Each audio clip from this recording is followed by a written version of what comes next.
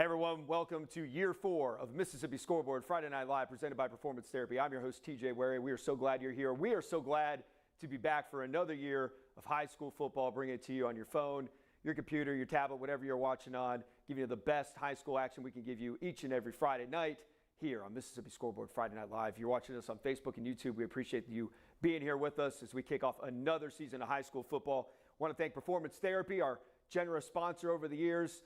Comprehensive care, hands-on treatment, proven results. Give them a look for all of your physical therapy needs. We are once again excited to get this underway. And we also want to thank Roosters and Basil's for the pregame meal today. Go check them out in their combined location in Flowood.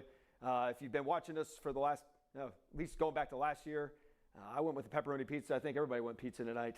It's always solid. Go check them out. It's a great place to go. So with that being said, let's look at the games we're going to be covering here in week 1 of the high school football season. How about Tupelo and Brandon?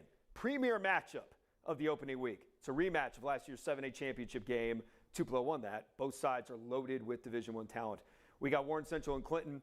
These are familiar foes, but they're going in different directions, maybe. Clinton rebuilding after losing last year's head coach to Starkville, as well as key players on offense who transferred to Jackson Academy. Warren Central, meanwhile, returned some key pieces to a team that played in the state semifinals a year ago. Then we have Germantown and Northwest Rankin. Germantown has increased expectations after winning a playoff game last year for the first time in 7A. They also ended a 5-game losing streak to the Northwest Rankin Cougars by beating them 46-19 a year ago. Then we got Pearl and Madison Central. It's kind of odd. These two schools just on the opposite sides of the metro of Jackson, but they've only faced each other 10 times before tonight. The last time was in 2020. We've also got Laurel and West Jones. It was supposed to be Oxford and Collierville in that place, but we couldn't get the Oxford feed to work. Laurel leads the all-time series with West Jones 22-21. West Jones has won 3 of the last 4. We have Oak Grove and Starkville. Oak Grove, a serious contender in 7A this year. They return the quarterback and a 3-headed monster of running backs. Starkville in its first year with new head coach John Carr, who was at Clinton last season. Then we have Jefferson, Davis County, and MRA. This is the first ever meeting between the two schools in the MHSA and the MAIS. We have Jackson Prep and Parklane Academy. This series has been one-sided. Prep has won 31 straight games over the Pioneers, but the Pioneers ain't messing around tonight. We'll show you in a little bit. And then we have Columbia and Hartfield. Hartfield, your 2-time defending champ in the highest classification in the MAIS. So before we get to the games, let's hear a word from our sponsor, Performance Therapy. Hey guys, my name is Spencer Shoemaker. I'm the director here at our Brandon location. You've heard from several locations on what all subspecialties we offer. We also offer all those here in Brandon. The biggest thing we're about as a company is local hometown feel. We have a local assisted living facility. We offer aquatic therapy at Complete Fitness. But basically anywhere anybody needs us to go, we're interested in going because we want to help the community however we can. So we offer adult and pediatric therapy, and then we also have this return to sport room that once our athletes get towards the end of the treatment, we can bring them in here and specialize a treatment approach for them so they don't have to go anywhere. They can stay with the therapist they're used to. Adult-wise, we offer PT, OT, and speech. We also have pelvic floor therapists. We do a lot of workers' comp stuff. Pediatric therapy, we also offer PT, OT, and speech, and can screen for various diagnoses of your child. But the biggest thing for us is we want to support the community however we can. So if there's a need, we want to help it. If you're in the Brandon area, we'd love for you to give us a call at our office. If you're not, we have 14 other locations that are ready to help you get back on your feet. We are Performance Therapy. Comprehensive care. Hands-on treatment, proven results. All right, thanks again to Performance Therapy. Without you, this would not be possible. So let's get right into it now. We're going to start with Tupelo and Brandon. Brandon under first-year head coach Lance Pogue, the legendary Lance Pogue, can't be happy with the fumble there on the handoff, or it looked like the read options. Obviously some confusion there. Now we can go to Oak Grove and Starkville. Oak Grove with a 26-23 lead at Starkville while Tupelo gets their offense set. Let's hang out here for our first game of the year, Oak Grove and Starkville. By Johnson now, look, he looks to be shaken up. Yeah, I think it's a cramp as he is going for his calf. So while the Starkville sports medicine staff tends to Johnson, got you an update. And right on cue, there's a timeout. Good start to the season, huh? Let's go back to Brandon and Tupelo. Tupelo with J.J. Hill, their Mr. 7A football from a year ago, their stud running back and Mississippi State commit. The Golden Wave had the football, trying to do a little better on offense. 7-2. Can't believe the score so far. Bobo makes a step. He's going to pick up maybe a yard on the play. And I think that was his first carry of the ball game. It was. It was. Yeah. I'm serious when I say I'm going to chalk it up to kind of a starry-eyed moment for him. Yeah, and again, and he's seeing how physical this game has played out.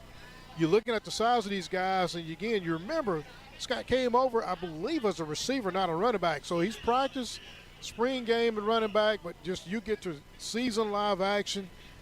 You know, this is a tough team to run against, you know, your first ball game, your first carry. Second down and 10. They're going to give him nothing on the play here.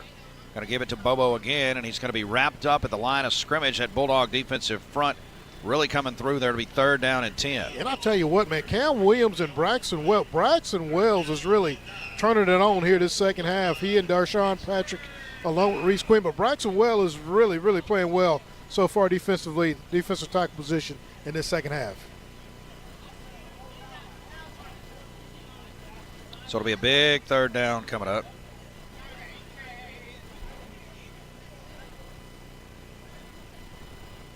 J.J. Hill, play action, looking, going to roll far side, looking, going to throw it away. It'll be fourth down. Good job by the Bulldogs. Second. We got a little bit of Another recommended collision, big hit. We'll take a look at it here. Warriors finally get to Johnson. You see Barnes coming off top of your screen untouched. and really one of the first times that the Warriors have brought pressure and gotten to Johnston.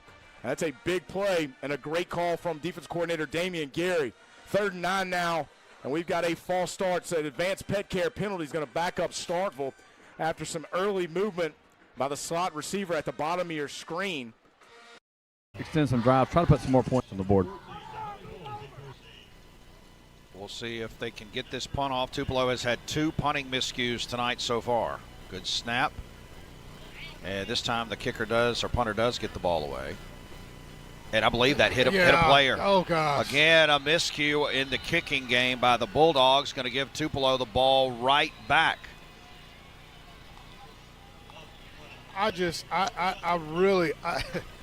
So the punt goes, and Lahari Bowles just never looked at the ball.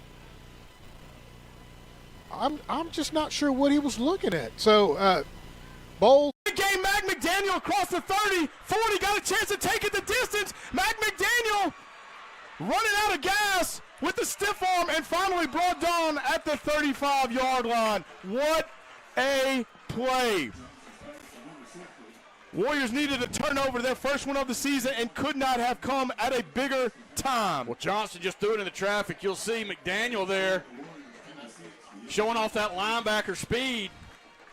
And that'll do it as McDaniel ends the half, as the Warriors will head to the locker room after the big play from Big Game McDaniel, Big Game Mac, as that'll end the half. Warriors. Again, I believe it was 98, Kevon Jacobs. Yeah, he has gotten pressure all night. I mean, he's a big guy. I think we have here, he's got a few different. All right, so Oak Grove and Starkville going to halftime with Oak Grove up 26-23 on Starkville. That game's got ways to go as compared to Madison Central and Pearl.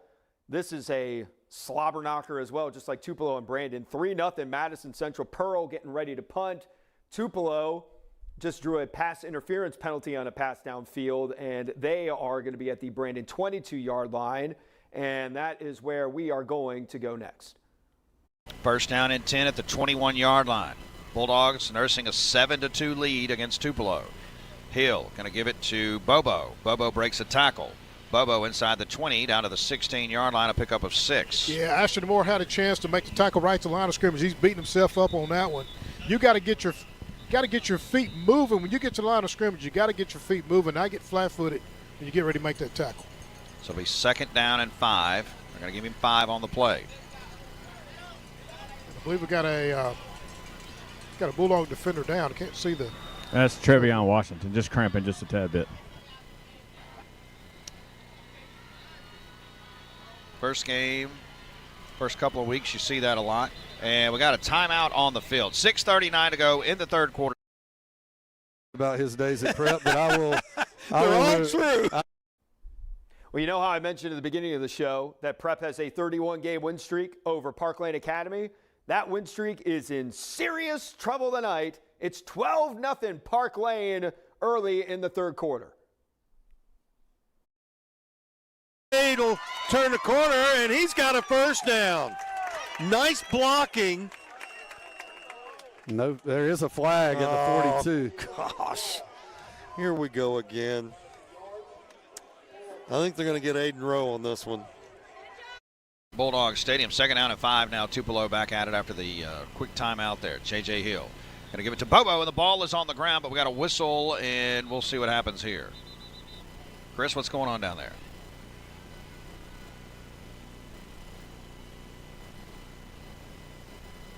See the official here on the near sideline pointing toward the Brennan direction, and Ashton Moore is going to come out of the ball game. Not sure if that was a penalty on him or something, defense, but number that 27. would have been a 5-yard penalty. flag comes in. 2nd down.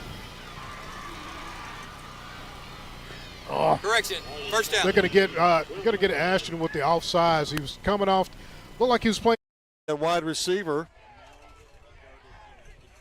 S3 back there, and of course now the Pioneers just going to pin the ears Showing back. blitz from the edge on the near side. That's delay of game, I think. Yeah, it came from the back judge. Yep. And that was a bobbled snap by the quarterback, by the way.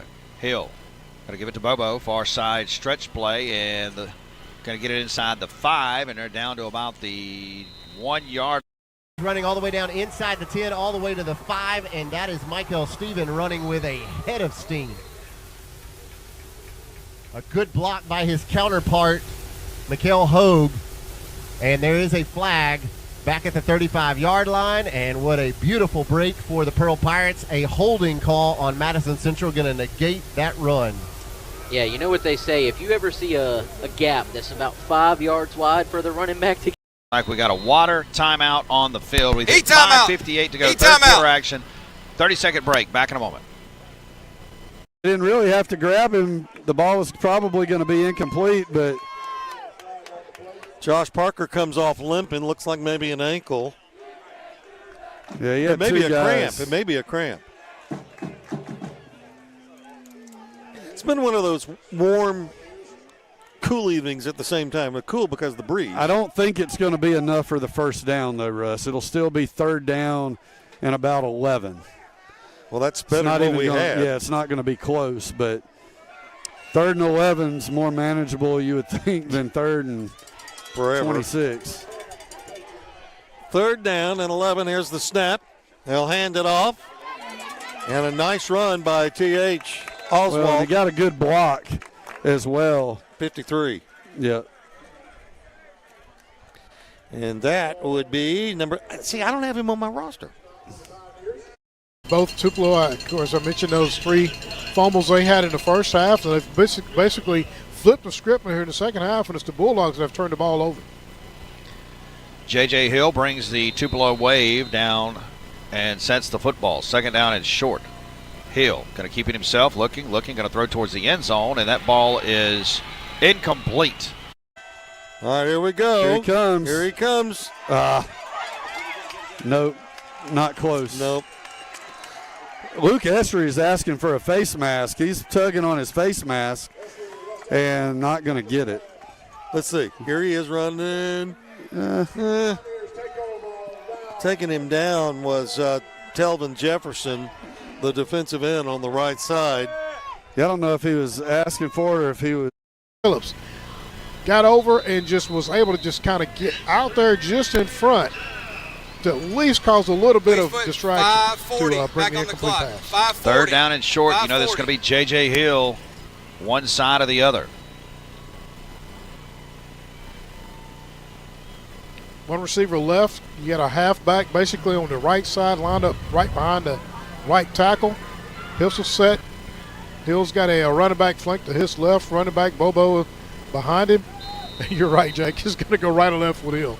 There is no doubt about it. He is going to keep the football right here. And nope, going to hand it to Bobo, who was hit and dropped for a loss of 1 on the play. And that was initially. The snap, they'll hand it off again, and a big hole, right side. One man to stop him, and he does pull him down. Heron Goodman with the tackle. Again, having to make the tackle from the safety spot. And it's that same spot they're running the football all night long. It's just going off right tackle, right guard. Good tackle by Goodman, pulling him down from behind. But the ball moves inside the 30, close to several times on the punt game. I think they feel pretty confident with their run game. But I tell you what, though, this defense has stepped up when they needed to. I think you're going to see Tupelo call a timeout here. Timeout. Line, either push them, either run them to the sideline or get them out there to get help from the outside linebacker. Come High on. snap. Hit a shank. Good-looking punt once again. Heading off to the sidelines. Going to hit and go out. Oh, looks like it crossed the line before it hit. So they're going to roll it down at about the 39-yard line, and the Hawks will take. Punt it. Yeah, I think this is that what they reference in the statistics and the analytics these days, especially at the college and NFL level. You're kind of in no man's land. Your punter, he doesn't feel confident to sit that ball down within the 10. You're not really giving up any field position when going for it. Hogue in the backfield with Rogers, and they will go for it. He drops deep, going to be a screen pass, and he drops it right at the feet of Hogue, and Hogue puts it on the turf, and the Pirate D stands again. A turnover on down for the Jaguars.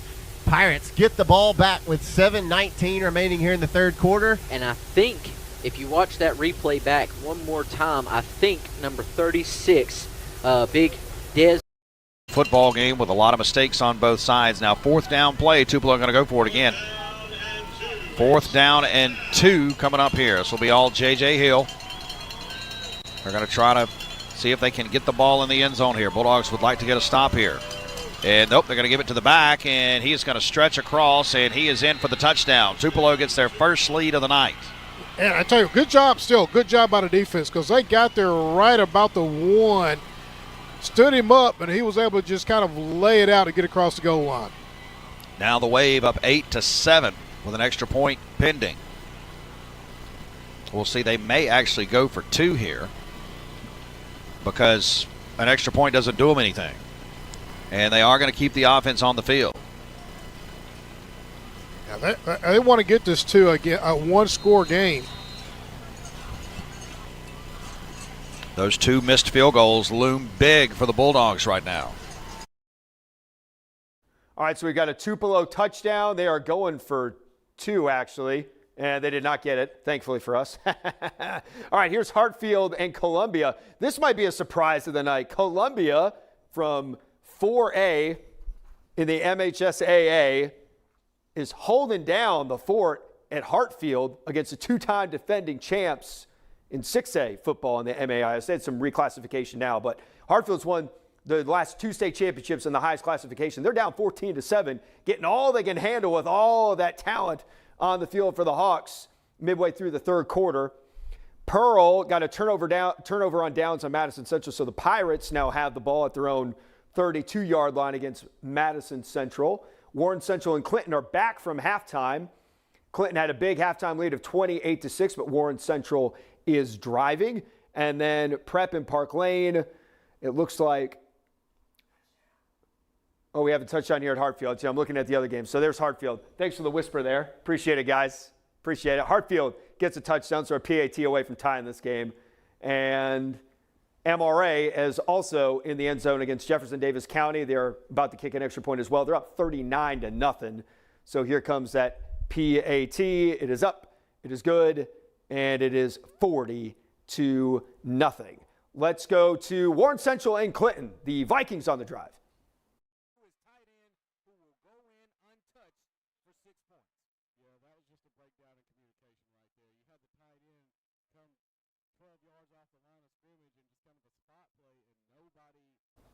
I was really hoping for an amazing segue there with a call, and we got radio silence. So note to self, I will be talking over everything Warren Central and Clinton. So as far as I know, it is now 28-12.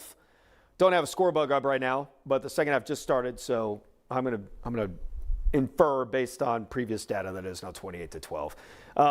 Tupelo just kicked off to Brandon. Brandon is running it back. There was a penalty. That kick is good. We're going to call it 28-13 Clinton. So the Arrows' big lead has evaporated. It's now a 2-score game. Pearl and Madison Central are swapping things out. Here's Laurel and West Jones, with West Jones up 20-3 on Laurel. Looks like a rainy field up there. Can't really tell. But anyway, 20-3. Let's hang here for a minute before we go back to Brandon and Tupelo. As the clock continues to wind. 2 receivers left, tight end and receiver right. Handoff goes up the middle, and Hosey gets up to the 5 and is stacked up there on first down and goal. 5-yard line brings up a Golden Tornadoes second down. Second down and goal coming as we approach the 9-minute mark in the quarter. So far, the Golden Tornado offense doing exactly what they need to do, keep the clock moving and the ball moving. They trail by 17 here in the third quarter. Bivens takes the snap, hands off, Hosey to the left side. West Jones trying. 51 yards on the run from number 7, Michael Stephen. And the first touchdown of the night goes to the Jaguars, and they extend their lead to 2 scores as Stephen has been running with lots of motivation here in the third quarter, and that time he showed you his speed to the near side. A great block downfield by a wide receiver Hutchins on Landon Knight, and that's all Stephen needed. 51 yards out with 5:22 remaining here in the third quarter, pending the Ross Beavers extra point.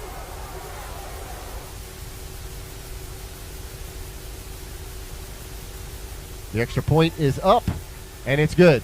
And the Jaguars extend their lead 10-0. 5:22 remaining here in the third. Short 5, closer to 4. It's put down, and it is blocked. A charge forward and blocked extra point as West Jones is able to jump in front of it using Caleb Holmes. And the scoreboard stands at 20-9. Mustangs in front with 8:44 to go in the third quarter. Well, Brett, while we've got a moment, it's time now for our K-Rocks. One catch and one is going to come back, unfortunately. Yeah, I think Preston, I know it's not going to matter, but I think he actually got 1 foot down. I was standing about 3 yards from it and looked like he dragged his foot. That was an amazing catch by Ashley. Block below the waist. 19 Shot of the blocked offense. against the Bulldogs. Got the distance to the goal. First down. 5th penalty of the night for Brandon. 4 penalties against Tupelo. Yeah, I think they're going to Corbin. Yeah, Corbin Carvey's going to come across underneath, and just as he got to the defensive end, gets down low. Definitely going to get him for the chop block. Good heads up on Bobby. So it'll be first down and 20. Shack drops to throw. Pressure coming. Rolls near side. Going to throw, and there should have been hit. Looks like they hit the receiver way early. Definitely early, and then.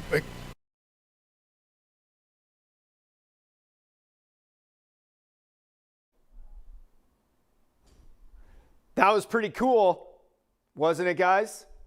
That's how you stay alive in the backfield for the Clinton Arrows against Warren Central. We don't have a score bug either.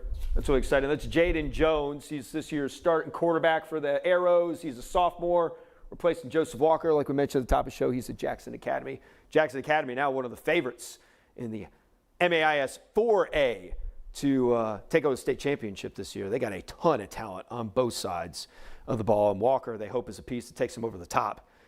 So we will stay right here for a moment as I scan my screen and look for some action in other games.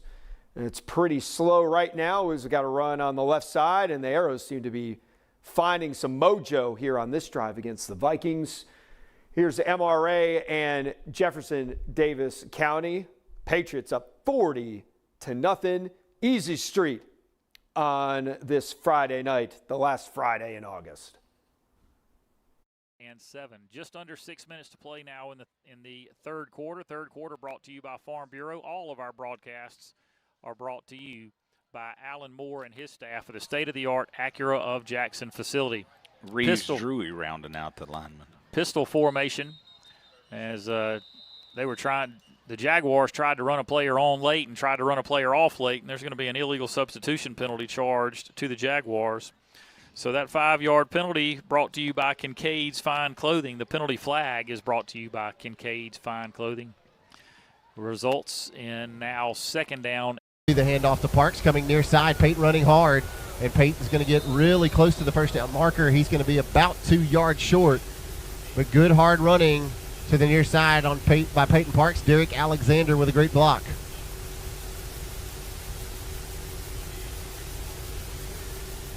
Cool, we've yet to see that two-back formation that we saw a good bit in the first half where we had.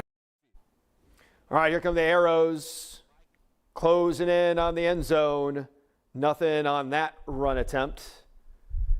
And they will regroup and try and run another play. Let's go back to Pearl and Madison Central. The Jaguars up 10-0, and Pearl run into a brick wall of Jaguar defenders in the jungle. Looking around still. Tupelo has Brandon pinned back pretty good. Brandon will be punting from the 15-yard line. Never know what can happen on special teams as Tupelo up 8-7. Snap, hold, punt is up, and it is away. And that one will be down at what looks like the 44-yard line. Back to Clinton and Warren Central. We just missed a tutty. Yes, for a punt. Let's go! Clinton got another touchdown. So Clinton responds to the Warren Central score. 34-13 is what we're guessing. So a good drive by the Arrows to respond to that touchdown. Don't think we'll get a replay from that either. Let's go back to Prep and Parklane. The Pioneers of Parklane on the Jackson Prep side of the field. And there's a fumble! And the Patriots have picked it up. A huge mistake by the home team Pioneers as they're trying to put Prep away there in the third quarter. Can't let the Patriots back in it. They've only got 2 returning starters this season. Uncle Mo is on their side now. Look like they are getting ready to come out for the second half. Tupelo just scored. Let's go back to Tupelo and Brandon. Maybe we'll get a replay there. That happened just as we saw that fumble. And here comes the replay from Tupelo and Brandon. Got J.J. Hill playing quarterback. Quarterback situation up in the air. Noah Gilling gone as their quarterback, and that handoff worked off beautifully. So Tupelo is now up 16-7.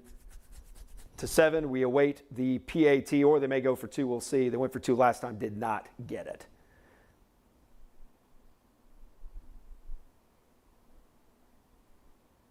Easy touchdown for Tupelo. Snap is down, the kick is up, and it is good. Now 15-7, Tupelo is on top. 2:43 to go in the third period. 30-second break, back with the kick. That's Coleman Yoder, number 16, who comes in there to stop that play. I give the defensive line right there. I don't know if that was Trigg or who blew that up, but they blew it up. Might have been little Reg's brother. Looking at the sidelines, looks like a timeout. Don't know if that is a called timeout or if that was just this is just a hydration break. Either way, timeout is called here. Wrapped up at the 15-yard line. I believe that was Derek Alexander on the special teams tackle, but Elijah Dampier caught it, and it's one of those, Cole, that it didn't have enough hang time, and he caught it at around the 35-yard line. And it just looked like he was going to house it from the moment that he caught it because there was not enough hang time to get the special teams unit down there to cover. Yeah, that's one of those you see. I mean, he's basically running into it. His momentum's already carrying him forward. All he's got to take is 2 more steps. He's full speed. So that's definitely something the Pirates are going to have to work on at practice this week is, A, giving your punter more than a quarter second to get the punt off, and then Mr. Barahana's got to learn to catch that ball and get it off. So for the third time tonight, the Madison Central offense will start at the Pirate 15-yard line or closer. Previous 2 possessions, a field goal and a fumble. Tripp Smith, the sophomore transfer from Oxford, will be the quarterback in the pistol, leading them this time in the red zone. 2 backs, and Smith will hand it off to, I believe that's the hot hand Steven. Nope, that's actually number 8 that time. That is Miles Payne. Jamarcus Kelly, I believe, number 9. It is. That's right, Kelly. 8 and 9 looking a lot alike. But way to work here. Huge. I can't tell if that was Marcus or if that was Dez, but that was huge. Working through his block, getting something on him to slow him down because once he gets his full head of steam, it's hard to bring him down.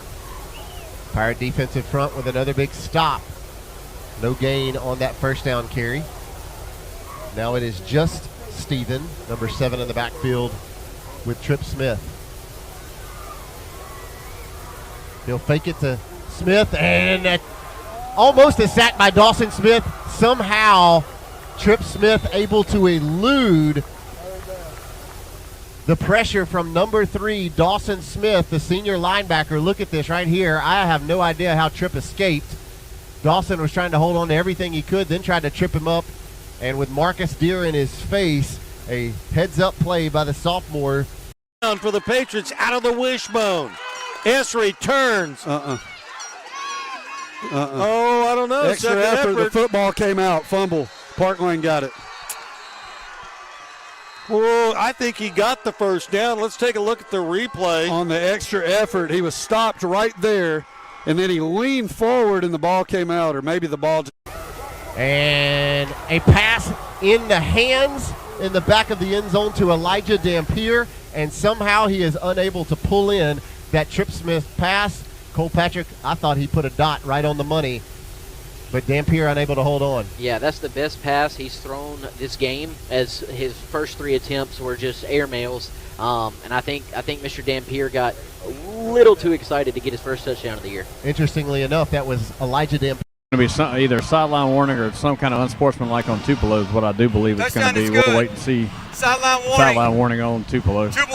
Oh, yeah. First warning of he the game. pointed back to Brandon, but it was on Tupelo. No harm, no foul. That's their first one of the game. Yeah. Just now Tupelo gets a defensive touchdown, and again, Shaq just trying to get rid of it because he didn't have an offensive player in the vicinity of the pass. Aiden Newell was the only Bulldog offensive player in the area. So Shaq just trying to get rid of it, make a play, but going to throw a bad timely interception. The kick is up, and it is good. We got 1:47 to go in the third quarter. With 2 seasons under his belt here. Yep. We don't need to come back and try to go ahead right now with a long punch. We just need to put together a drive. Let's move the ball down the field, give Ethan plays that he can make first, second call decisions. And, I think right now our conditioning will take over in the fourth quarter. If we can put a score on them right here, it's going to be a big deal. Well, just like Columbia's been trying to rely on what they know is a strength, that's what the Hawks have to do here. Rely on strengths. Out there, King Gibbs, right side run, hard-nosed run, met hard by number 8, Kavion Newson. Going to be a gain, it looks like, of about 4. This ain't good, though. Nothing. His own player. That was number 21, Caleb Barnett. Clearly off. Yeah. And go out if they don't make you go. Somebody may have ripped it off. Must have. The official looked at him and said, "No, you're good." So, hey, if the official tells you, stay right there. Cramp stay on. right there. Uh-oh.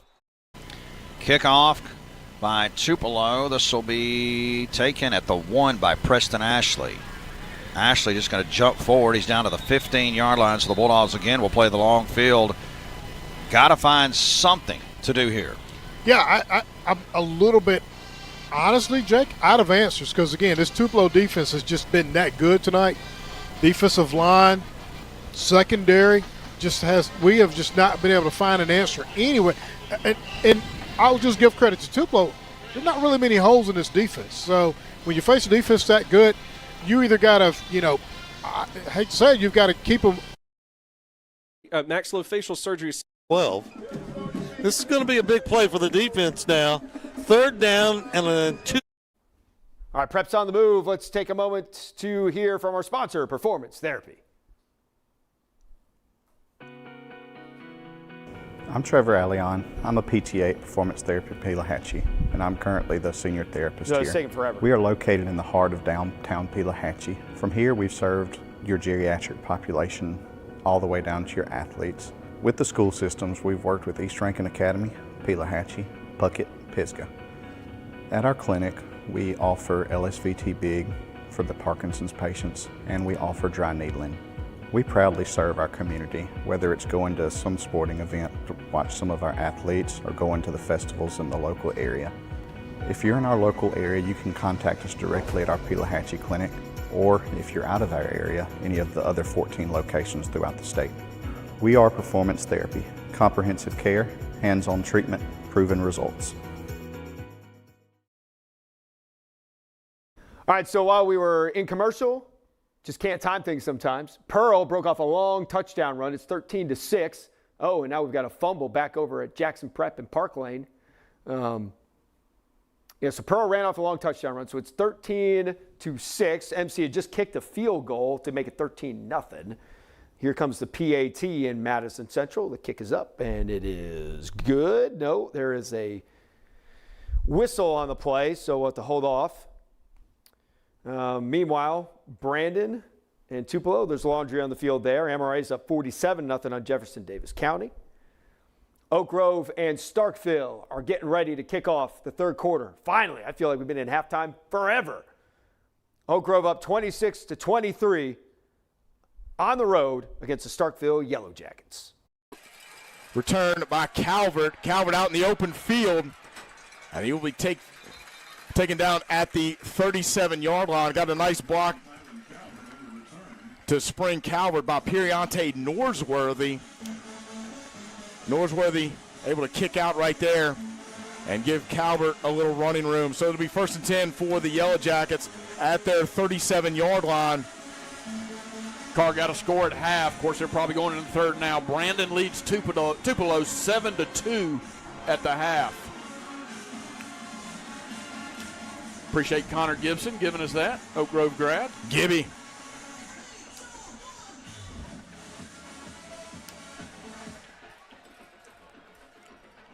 Starkville comes out in the pistol. That'll be Johnson with Knox behind him. Give to Knox on first down. A little shimmy, makes a couple miss, and he will pick up 7 on the first down carry. So a good start for Starkville as they open up the third quarter. 2nd and 3 now coming up for the Yellow Jackets. Of course, the senior running back Torian Knox, son of Mississippi State legend Greg Knox, back on staff for Coach Levy. Give again to Torian Knox. Makes one man miss, then wrapped up in the hole. A big, strong tackle by Edward Ruffin, the senior defensive end for the Warriors. But that's going to be enough for a Yellow Jacket first down as they are just shy of the 50-yard line.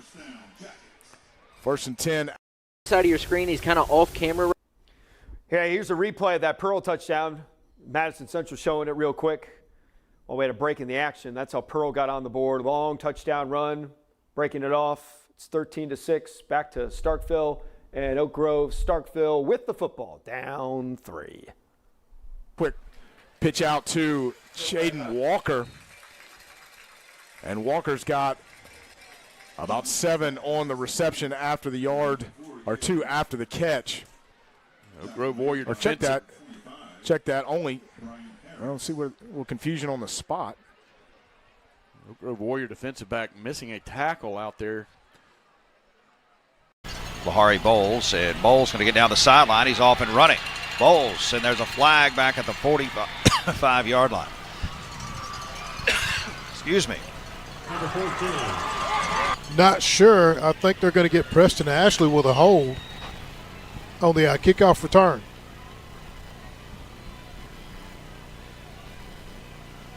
Great return by Bowles would have put the Bulldogs deep into Tupelo territory. During the return, holding on the receiving team, number 1, 10-yard penalty for the spot of the foul. Johnson looks like a little bit of a play fake, just going to tuck and run, design quarterback run, and he is out through the races across the 30, 20, got a chance to take it the distance, and he does just that. Kingston Johnson takes it all the way for 6. Well, nothing fancy there, Carl. Streaking down the sidelines, Ethan Elliott is going to march into the end zone for an Apex Athletic Apparel touchdown. No, they're going to say he went out of bounds. Man, come on. Official coming in here late saying he touched out of bounds. It looks like at about the 33. We'll see on the replay. They're gonna, you can see it right there. He hit on the 33. So it will be, however, may not be an Apex Athletics touchdown, but it is a Shane Tapper Shelter. Just not feeling good, as you can see the limping. So Probably going to pull him out after this Into quarter. the third quarter. Hopefully he can come back as he goes down right there. He's just that hamstring's not healthy. Let's take a timeout. That is the end of the third quarter. Third quarter action tonight brought to you by Rogers Dabbs. We've got a Rankin County Board of Supervisors fourth quarter coming up next. By Reed Beach, the punter for Madison Central. And with 9 seconds remaining here in the Here on the Jones County Game of the Week. This is the Jones County Game on Super Talk Laurel 99.3. WLAU Heidelberg Laurel. Super Talk, Mississippi. Alongside Brett Bouchelon, I'm Caleb Hamill. Happy to have you with us in so-so as West Jones leads Laurel 20-9. Snap comes to Lindsey, fakes the handoff, tries to take it himself, and that looked like a busted play from the get-go as he's tackled behind the line at the 38-yard line. Leading the charge for Laurel, Jaden Washington, junior linebacker. And Tootie's a little slow to get up as they'll blow the whistle, favoring that leg. He's limping off on his right. I thought you were going to say Ben Ingram. Well, exactly, not a football player, basketball player. Here Here's it Katie is. Catchings up the middle. Hit it, big dog. Plows over a couple of would-be tacklers, gets all the way down inside the 5-yard line. The Hawks are in. Job again. Yeah, they want to keep going to McGee. We'll take it all night long as he has been sure-handed. Sophomore has shown. Who gets that Mike linebacker? Look at that. Gonzo. Gonzo. Boy, Gonzo. Give him an extra biscuit Monday. He took the middle linebacker right out of the play. Here we are. First what and goal. in the world are we doing here? Yep, Craig Bowman hopping up and down on the sidelines trying to get a timeout. Bowman about to catch a cramp. He keeps doing that. Boy, is he running. He got close to a first down. McCluskey, one of the first. Some struggle here. First down carry goes to Chevy Williams, and Chevy puts it in gear and picks up a healthy gain on first down of 9 yards. So Warriors struggling here. What was a very deep group of running backs are thin very quickly as Roman Causey out tonight, held out for precaution. And now Caden Toney is down as well. Low snap. Hell, able to corral it. Just going to smartly throw that one out of game. So only had 41 yards rushing that night, about 180 yards passing. But, boy, it was a tough night offensively. Just what we're seeing tonight, tough offensive night for us tonight. Yep, C.J. Martin, or Campbell rather, couldn't get anything there. Hines Scott comes back into the ballgame. It'll be third down. Madison Central's on top of Pearl, 13-6 now. Germantown on top of is noticeably better than the Wildcats right now, and that is how they have gotten down this way. Direct snap to Catchings. Let's see, who all was in the backfield there on that play? It was a very, very short game, but they did get all the way down, it looks like, just inches away from the goal line. Yeah, I'm not. Catchings and Jarrett's not a huge fan of this formation right here. It makes me nervous. We're just giving the ball back to KD. We almost dropped it again. Yeah. But I don't really know what I guess Braylon's back there as a decoy. It's Womack, it's Taryn Green, and it's KD Catching. So Yeah. it's one true running back and then two, receiver defensive backs. Just bust in there. Oh my goodness. Somebody just got the hammer put on him from absolute Columbia. That guy, I believe it may be number 11, Cal Lloyd, and it sure was. And Jack never saw him until he was hanging on his own back. Yeah, that was just a perfectly schemed blitz. He hung back for a second, found his gap, and just shot the gap in. This boy right here, watch this. Boom! Oh, man. That's how you play football. He tossed the Wildcat backwards. He's going to kick from the Madison Central end zone. And he's going to get a roll. It will be a friendly roll, and that one's booted a little bit by Madison Central, and he falls down. Another break. Dallas Hopkins, the return man. Goes on the touchdown reception, and Lance said it best. That was 100% Micah Caraway as he breaks 3 tackles on his way for a Warrior Tire touchdown. And now it has been the adventure of the night is the commercial stationary PAT. 2 have been blocked. Low snap. Kick is up, and it is good. So the Warriors here. So definitely not a lot of positive things.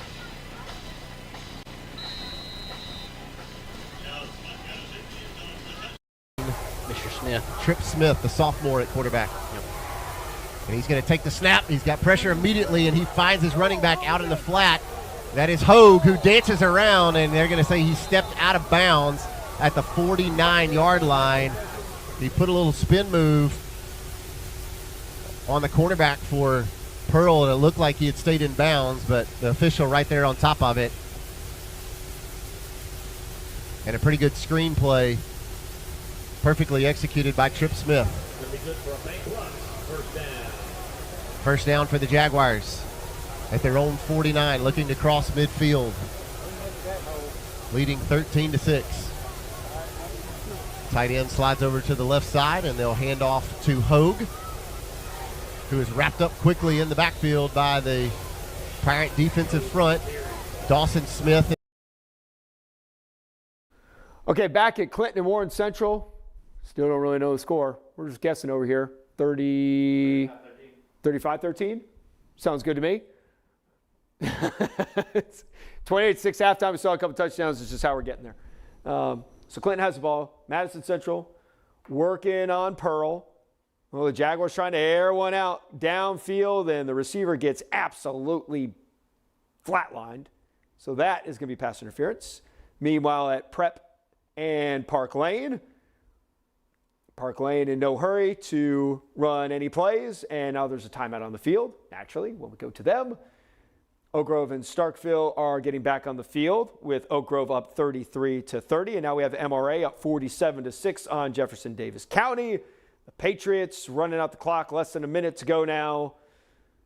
They're coming off a loss last week to Ravenwood from Brentwood, Tennessee. They have Hartfield at Hartfield next week, and then there's Tupelo up 29-7, and that run is about to make it 35-7. Oh man, did not see this one coming for the Brandon Bulldogs. I'm assuming we're going to get a celebration penalty here. Tupelo, the defending 7A champs, sending a message in week one, taking down the team they beat in the state championship game on their home turf. What a night for Tupelo, and what a disappointing opener for Lance Pogue, the legendary high school coach here in Mississippi, who built that legend at South Panola with all those state championships. But Tupelo is going to walk away with this one tonight. Let's go back to Madison Central and Pearl. It's 13-6, 9:20 to go in the fourth quarter. Like he's going to blitz. Trip Smith all sorts of time in the backfield, rolling out to his left, just looking for guys. And there's going to be a flag dropped in the secondary. I think that's going to be a holding call against a Pirate defender on the far side. And it may be Jamar King yet again. We've got a Jaguar down in the secondary. Looks like maybe he's cramping. And here comes the call from the umpire. It will be defensive holding. Let's see, signaling across here to the near side to the Jaguar coaching staff. Yeah, and that's just kind of unfortunate. The play just drags and drags and drags, and you're just trying to keep them in front of you, get a little handsy. I mean, I think it was back and forth, but unfortunately they got the call on us. There was Jamar King yet again trying to stay with the speedy wide receiver from Madison Central, and so a defensive PI call, now a defensive holding call. 2 within 3 plays, and Madison Central going to be able to move the ball all the way down inside the Pirate 25-yard line thanks to a couple of big Pirate penalties. 9 minutes even remaining on the fourth quarter clock. Madison Central leading 13-6. Side cuts inside, and the Patriots catch up with him. Reeves. I guarantee you we've mentioned Reeves' name. Backfield and a pass out into the flat trying to find Dampier, but good coverage that time by Tristan Tillman. Yeah, number 10 was looking for a pass interference or holding, but he just simply tripped. And good thing the referee was keeping his eyes up, saw that, and incomplete there. So that will bring up 2nd and 10. The Pirate defense has stiffened up. Line, especially on the left side. Here's Hughes going to call his own number. Ooh. Another good tackle in the backfield, and the fumble ball came out. And they're ruling that the ball came out. We'll see who fell on top of it. The Pirates seem to think that they have it, and they sure did. Pirates football. Another huge stop and turnover, a sign mark turnover by the Pirates defense. Ball came out. 6-7 Tupelo, and offense just have not been able to really find much in running the football, passing. Had a couple of good runs by C.J. Campbell. One good run by Tyson Robinson. Tyson Robinson, if you just join us. Snap.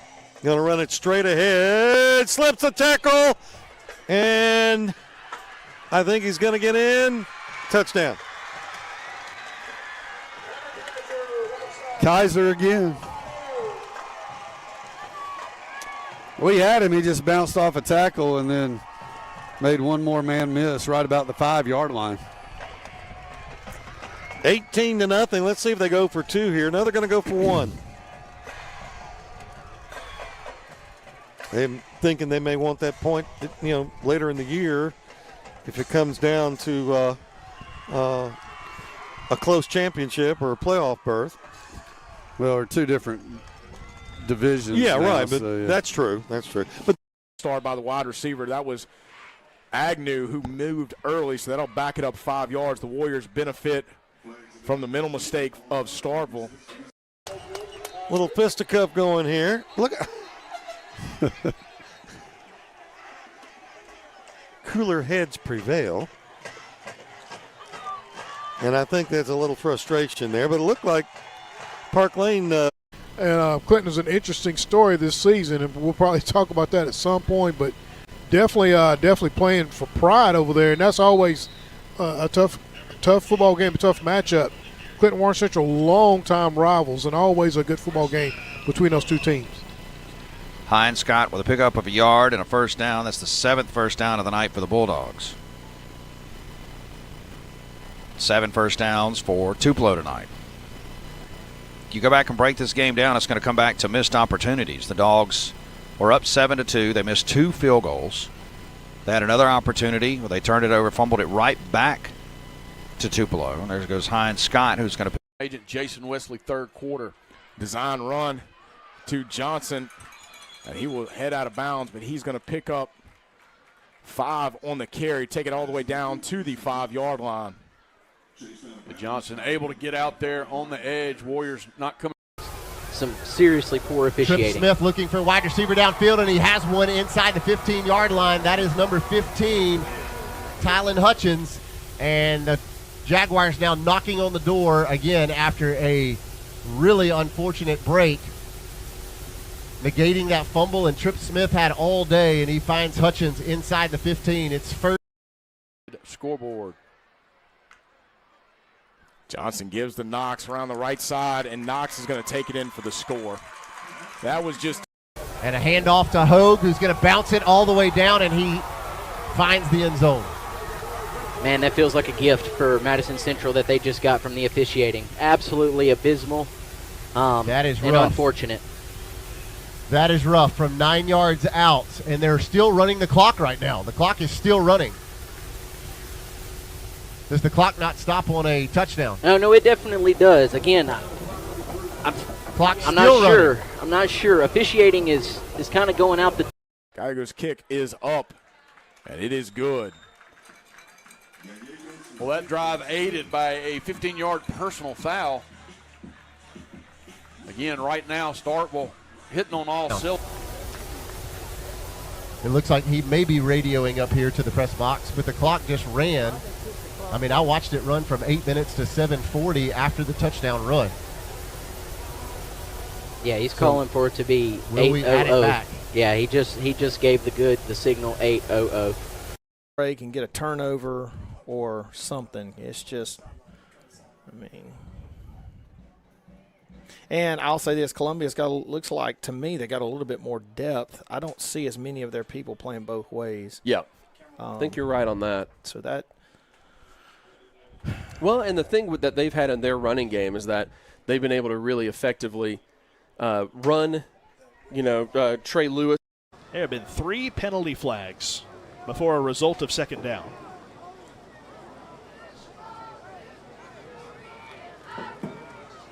Right.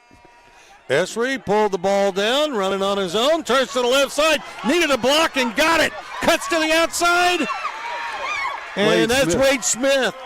That is Wade Smith. Couldn't tell with the mud on his number, but what a nice run by Wade. We got nothing left. He is dragging a Hawk with him and taken down finally inside of the 5.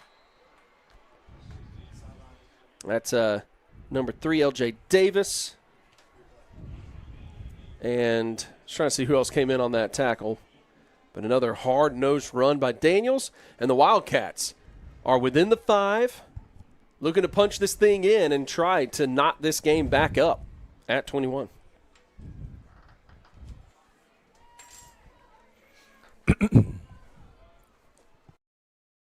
Anna Carr, assuming that dance team coach over at Hernando High School, loving. Hand off to Daniels. Bounces outside. Jumps into the end zone. And that is going to be a Wildcats touchdown as they are within 1 point of tying things back up here with 6:26 to go in the ballgame.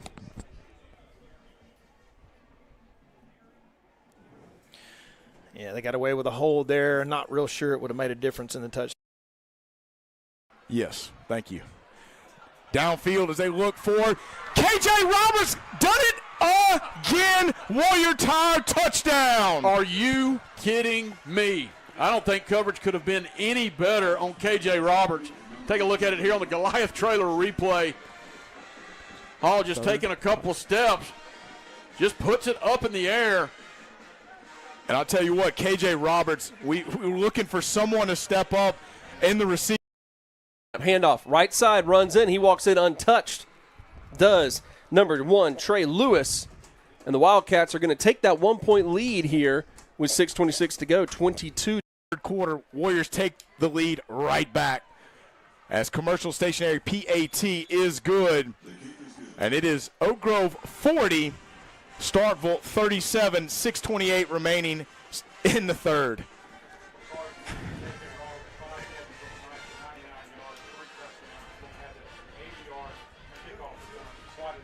That's a victory in itself. Well, a little misdirection. We fake the give going to the right and then put it in the belly of Oswald coming back to the left, and I think he got hit once and then pretty easily into the end zone. I'll tell you, that is a well-deserved 6 points for this offense tonight. Yeah, and that offensive line has really done a pretty good job tonight. Eli Adams down for the point after. Snap down, a kick is up. No question about that. And Jackson Prep on the scoreboard, 18-7. Well, we'll get to work on the onside kick here. Yeah, I wouldn't go anywhere. This one's far from over. That's 11 points, 29 seconds. Turnovers. Well, and there's another thing too at play here as J.J. Hill goes near side, and he's going to pick up a couple yards there. It felt like when Brandon went up 7-0, Tupelo was kind of starstruck a little bit, right? And I think there was a little doubt for the first time in a while in Tupelo's sideline. Hadn't done it in over a year. They were 14-0 last year. The fact that Brandon couldn't capitalize with a couple field goals and keep that pressure on them, this would have turned out a little differently. It would have. And I'm going back to last season to the one team that challenged Tupelo, which was Starkville in the playoffs. And the difference there was Starkville had a response. And that's the reason I said in the pregame, one of the keys to this game was Brandon's ability to respond. Starkville. Moffitt out of the backfield this time, looks right to pass, throws, and short hops the throw to Moffitt, incomplete. That stops the clock. It's good. It gets you in shape. Now, it isn't always the thing you want in the very first game out of the box, but it is what it is. So here's Elliott, grabbed by the face mask and brought down hard. Man, God, Coleman, unbelievable. And Williams is going to get suppose that'll end up being an offsetting penalty then, as Coleman Williams will get a taunting penalty. Johnson to put it in the air on 1st and 10. Finds his check down. That's a Braylon Jenkins. Tackle made by Draylon Warner. I'll tell you what, Johnson really has gotten better as this game has progressed. He seemed to be a little uneasy with his accuracy, but he starts to really feel this game, doing a nice job moving through his progression when he's looking down the field, then finds that check down, dragging across the field. Play fake to Knox, now looks in the middle of the field. That one into the belly of Agnew. That's going to be good for a Starkville first down as he is tackled at the 45-yard line. Nice job, good route running by Agnew on the quick. How many timeouts Prep have?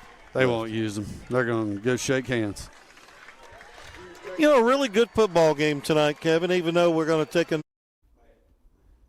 And this one is over in Macomb Parklane for the first time since 1995, for the first time since the Britney Spears administration. Parklane beats Jackson Prep, ending a 31-game losing streak to the Patriots from Jackson. Unbelievable. The score in that game back in 1995 was 6-0. This one, a dominating performance against the Jackson Prep team, only returned 2 starters from last year's squad. Congratulations to Parklane for a huge win here on this last Friday in August. Some other scores from around my screen. Brandon is driving on Tupelo, but it doesn't really matter. It's 36-7 Tupelo with 4 minutes left. Lance Pogue's old team, former team last year, Columbia, up 22-21 at Hartfield. Hartfield has the ball with a 2nd and 16, I believe, 6:15 to go in the fourth quarter. West Jones holding on to a 20-9 lead over Laurel in the fourth quarter. And then Pearl looks like it is going to be punting to Madison Central down 20-6 as Brandon gets into the end zone. So Pearl's defense going to have to come up with another stop if they want to try and come back in this one. As we're going back now to Hartfield, and Columbia gets a huge sack. Hartfield, the Hawks, in trouble. We have a flag on the play. Flag on the play. So Columbia with another defensive penalty after a big stop. This one is going to be a horse collar. So let's go to Hartfield now as we're kind of winding down, but also can't forget about Oak Grove and Starkville. It's 40-37 Oak Grove in Starkville, and they're still in the third quarter. As Torian Knox again moves the chains for Starkville, clock continues to run, 5:47 and rolling. Parklane 18, Prep 7. That's a final.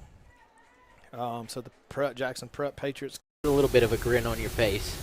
Madison Central with a first down play from their own 29-yard line. A handoff to Steven, who breaks it out into the open. It's going to take 3 or 4 Pirate defenders to tackle him out at the 45-yard line, and Madison Central opening up. Out. Elliott tries to dump it off to Drummond. Drummond collects. He goes down the sidelines. Man, I tell you what, Drummond, when he gets planted, he hits full speed pretty quickly, and he took that thing all the way down to about the 47-yard line for a Shane Tapper Shelter Insurance first down.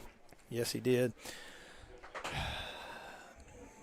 So a lot of things to think about here. Now you're far away. Obviously, you'd love to be able to burn this. Hard count by Johnson. Warriors do not commit. 4:40 and counting here in the third. Play fake to Knox. Now looking deep down the field. He's got a man. That's Agnew, and that is good. Well, Trent Agnew right inside that front pylon. And Starkville takes out there with some of those shoulder shakes, and Drummond catches the quick. For Oak Grove, I was watching the route all the way. Caused that separation of a couple of yards. Johnson put it right where he had to. And a half shy of the first down marker. Yeah, he did. Just dancing.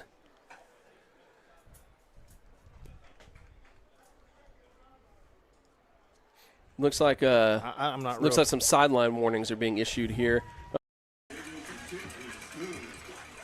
So looking at the Richfield Express Services Incorporated scoreboard, 43-40. Yeah, I never saw a yellow flag I didn't on the see ground. it on the field. I thought I saw something across the way, so I am thinking that might have been something on the sidelines, perhaps. But it would have been right over there. So it looks as though anyway, Kincaid Fine Clothing, flag on the play. We'll march the ball back up. We got of course, we just mentioned a Shane Tapper Shelter Insurance first down here for the Hawks, now at the 31-yard line. What a wild drive this has been so far. I really don't know what to make of any of this, but here we are. 31 yards till pay dirt. Elliott gets the snap, gives it to King Gibbs, hits the pile right up the middle. Quick gain of about 4 yards on first down. Good little run. Tupelo had some adjustments to make, really turned the football over a pretty good bit. Flackham's going to come in before they ever get the snap off. But I think if you're Coach Bowman here, you're running this clock. Obviously you've got to score. You're down by 1. You don't feel real confident in your field goal unit right now because of how easy it was blocked earlier. But you don't want to leave a whole lot of time for the Wildcats on the clock if you do score. Yep. Now, they are a run-only team, but there comes a blitz. Good pull. There he is, one Elliott's right there. got Drummond. No, he's looking way out there to Taryn Green, and he slips right through Taryn's hands. Incomplete on the second down play. He had Drummond, he had Green, he had options. Was a right move or right read either way. Couldn't go wrong. Yeah. But Green just lets it fall right through his hands. Yeah. All right, so we've had some feed issues with Germantown and Northwest Rankin. Looks like we might have them solved. And Northwest Rankin and Germantown in a great one. 24-17 Northwest Rankin is the score. 3:59 to go in the fourth quarter. Also keep an eye on Hartfield and Columbia. About to go back there. And then obviously Oak Grove and Starkville. Good finish to week 1 here on Mississippi Scoreboard Friday Night Live, presented by Performance Therapy. Which is the Taste Italian Kitchen Red Zone, but there is a flag that comes in here. And again, it was the right call. Coleman is just going to have to come out and calm his emotions down. Senior quarterback from the gun. Here comes the late blitz. White in trouble. White throws it late. Very dangerous pass. Incomplete. He tried to toss it out into the flats very late as he was being hit. Branson never had a shot at it. Luckily, the Cougars can't find the football, and it's incomplete. Coleman is hurt and down on the field. White wanted Coleman. And Coleman down, and news not getting any better for Germantown right now. It's had a big night for the Mavericks. Up over Hattiesburg, 43-14 into the third. Tigers taking a beating. Pedal insider Carla LaFan back at the house. And nowhere for Chevy to go there as he is immediately wrapped up in the backfield by a host. All right, we've got another final. Madison Central takes down Pearl 20-6. The first meeting since 2020 between the Pirates and the Jaguars are going to take it. And their season opener, Madison Central, has got Brandon at home next week. Meanwhile, Pearl will be at home against Warren Central, who is still losing to Clinton. Hartfield looks like they got things situated down there. They're about to come back. This is Oak Grove and Starkville. If you haven't heard of Starkville quarterback Kingston Johnson before tonight, you sure have now. He hadn't played a start yet. He hadn't had any significant time for Starkville, but he already had offers from USM and Tulane. I have a feeling he's going to have many more after this week. My goodness, he's making some incredible throws, but so is Oak Grove QB Kellen Hall. Great offensive football in this game, but Hartfield and Columbia in a really tough dogfight tonight. It's 3rd and 5 for the Hawks, 4:13 to go, waiting for the officials to get things sorted out before we go back to that one. And then obviously we have Germantown and Northwest Rankin with under 4 minutes to go. Fairway again! Java Mose, first down. Good job by Kellen Hall, just being patient in the pocket. Wow. Letting Caraway run his route down the field. Caraway climbs the ladder, comes down with the football. What a night for those young receivers, both Caraway and Roberts, as they have certainly stepped up. Coach Causey was wondering who was it going to be, and Roberts and Caraway have come up so many times big tonight. And give credit also to Kellen Hall, buying time in the pocket, stepping up, throwing a strike. Chevy Williams takes the first down carry. Initially hit at the point of attack, spins out of it, then runs into a couple of linebackers. Katie Catchings next to him. What we can't do here is force a pass. We don't want to force a pass. There we go. Official will come walking up. He'll just grab it and go ahead and walk it off. Love it. Don't even have to. The guy wasn't even waiting for the signal. He's like, yeah, let me just grab the ball, move it up. So, all right, that's a few more yards here. It remains that Shane Tapper Shelter Insurance first. Second down carry goes to Tony. And speaking of cramps, his first action since cramping up to start this third quarter, and Caden Tony now is going to have to hobble off the field. Chevy Williams. Just talking about him not being able to distribute the ball well to other guys, and now we get some other guys in the action. It's great to see him, Bryce Johnson, get in there and make that play. First bank, first down. They go back to the other. Anything. He steps up. Ball is stripped. He's able to fall down on it. Can he collect it? However, I'm not sure if he did. I think the Wildcats might have gotten it. They did. Elliott had the ball knocked out as he started to scramble. Columbia is going to fall on it and get possession, and that is an absolute devastating play from the Hawks' perspective here as Elliott just got the ball knocked right loose as he's trying to make a move. Wow. All right, so huge fumble recovery for Columbia. Tupelo beats Brandon 36-15 in a rematch of that 7A state championship game. Let's go down to Germantown and Northwest Rankin. Northwest Rankin up 24-17, but the Mavericks are driving late in this one. And we also can't forget about Oak Grove and Starkville, as Oak Grove is now driving against Starkville. Tupelo is going to be at Christ Presbyterian Academy in Nashville next week, while we just mentioned Brandon will be at Madison Central. Back to Starkville and Oak Grove. Big pressure off the edge. Hall steps up, looking deep. He's got a man, and that one's going to fall incomplete. Intended receiver was indeed KJ Roberts. Left side, King White keeper up the middle. He's got some room, runs over a Cougar inside the 10 and a first down. I think you run that play 2 more times and score a touchdown right now. King White has a way of putting his head down and getting the yards. Well, I can tell you Coach Mitchell's thinking touchdown, but he's got one eye on that scoreboard. He wants to take as much time off the clock as he can. Yep. And it's going to help that he's got a 1st and goal down at that 9-yard line.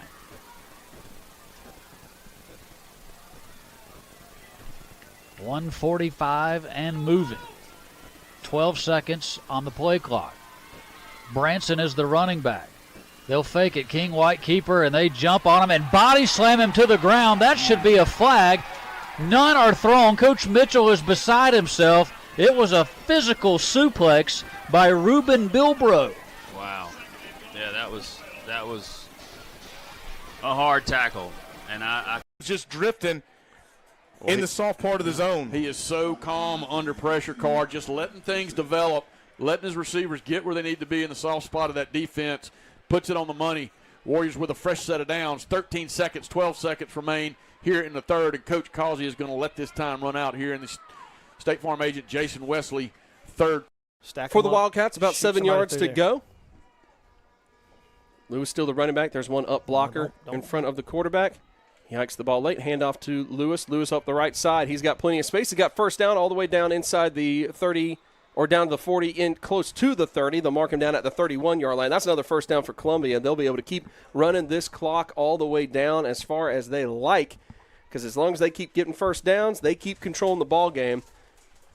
And it's crazy to think, Jarrett, that the ball game, one of those rare occurrences in which, if it ends like it has, this game will be decided by one play. You'd really rarely ever see that you have one play that really does kind of seal it so early on. But that fumble might have been the real turning point. Otherwise, this game was just about even down the line. 2 really good teams going right at each other. Fun one to watch, fun one to call so far. Still a couple minutes away from ending. And the Hawks are hoping that they can get something here on defense. Columbia's going to have to call a timeout. They had some personnel issues getting everyone in. It gives us an opportunity to take a quick break as well. So we will do just to make a statement to pin Laurel back very deep in their own territory, as this snap's going to come from West Jones' own 49-yard line. If he could get a friendly roll of this punt to get it inside the 20, it could wreak havoc on this Laurel offense trying to get a score and then onside kick. Stinson is back in punt formation. Heels on the 35-yard line. Laurel only one man back. They may be coming after this one. Trying to, but unsuccessful to get the rush on. Great deep punt. Will take a roll from the 15 inside the 10 and sidewine out of bounds at the 9. Perfectly executed by Leo Stinson. And Laurel will have 91 yards to charge with 53 seconds. All right, here's Germantown. A pass attempt is incomplete. We're going to play through with an ad from our sponsor, Performance Therapy. Hey, I'm Jake Brock, the physical therapist and clinical director here at Performance Therapy in Petal. Here in Petal, we have both occupational therapy and physical therapy, but in the near future, we plan to add speech therapy as well. At this clinic, we offer both adult and pediatric therapy. With the adult therapy, we offer manual therapy with addition of vestibular therapy for people that are dizzy, that may have falls, or if you roll over in bed and you may have some dizziness going on. We also work with Parkinson's patients with a specialized program called LSVT Big. We're glad to be in the Petal area. We have a wonderful group of patients, future patients. We've been blessed with the opportunity to work in both the area with North Forest, Eatonville, Petal, North Hattiesburg, and some of southern Jones County. We offer individualized approaches where we work hands-on. You walk in, you can actually sit down and talk with us if you have a lot going on. We individualize all of our programs for each patient with the goal of meeting your goals and hopefully getting you back to your best self. If you're in the Petal or North Hattiesburg area, feel free to contact us directly at our clinic. If you're not in this area, then feel free to reach out to one of our 14 other clinics. We are performance therapy, comprehensive care, hands-on treatment, proven results. Get to his left. Timeout. And timeout. Devin Cooper and... All right, so we got timeouts across the board in our 3 remaining big games. Clinton beat Warren Central 45-13, so the Arrows get the Hammer Morgan era underway with a win. They're going to host Northwest Rankin next week, while Warren Central is going to be at the Pearl Pirates. Someone will get their first win of the season. This is Laurel and West Jones. Laurel has the ball with 6 seconds left, so this one is essentially over. I'm assuming so. Anyway, so Oak Grove and Starkville, you just saw another touchdown by Oak Grove. So what's it going to take? 70 points to win tonight? And then Columbia trying to run out the clock on Hartfield. It's 22-21. It's going to be 2nd and 8 for the Wildcats. The Hartfield defense needs a couple stops here. This one is going to be over. Let's go to Hartfield. For helping spearhead those efforts. 2nd down now, 8 yards to go. Lots of blockers in there for Daniels, who's met right at the line of scrimmage. Timeout. Swallowed up, taken down. Coaches will quickly call another timeout. Got one left. That was the second one, Jarrett. The first one was right after the declined penalty. That was the second one. So we're out of time. Loss of yardage. Loss of 1 yard. Be a 3rd and 9. Hawks and Wildcats both out of timeouts. Both sides. Stampede's going nuts. 4th and goal from the 12. White looking right. He's going to roll. He's going to stop. He's in trouble. Rolls left. King White trying to find room. He's in trouble. He throws up a prayer. There's bodies there, and it's incomplete. Ashton Smith was in the vicinity, and the Cougar bench erupts. Man, how he was able to get that ball off, falling down, and still make it to the end zone. I mean, there was a chance.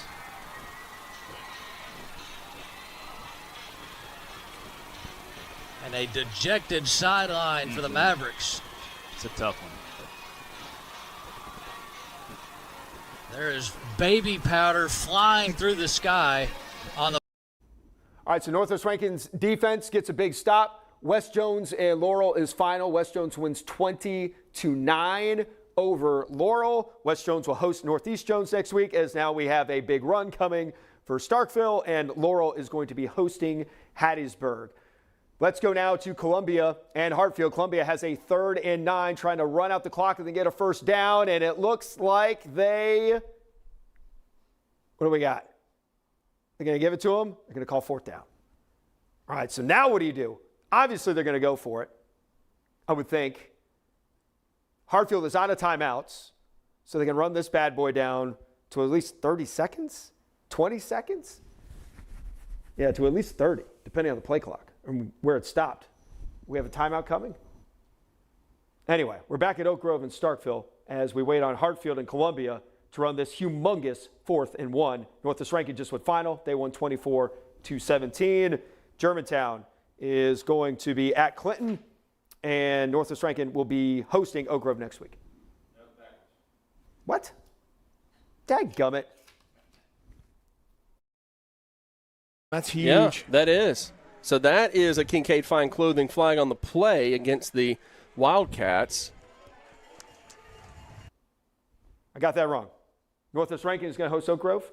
Northwest Rankin at Clinton. At Clinton? Oh, my goodness. Germantown versus Oak Grove? Yes. Okay, thank you. Back to the show. So the miscue on the quarterback center exchange. Well, a golden opportunity now, Carr, for the Warriors to take advantage of that miscue. Johnson down the field finds a wide open Aberland Jenkins. This is it.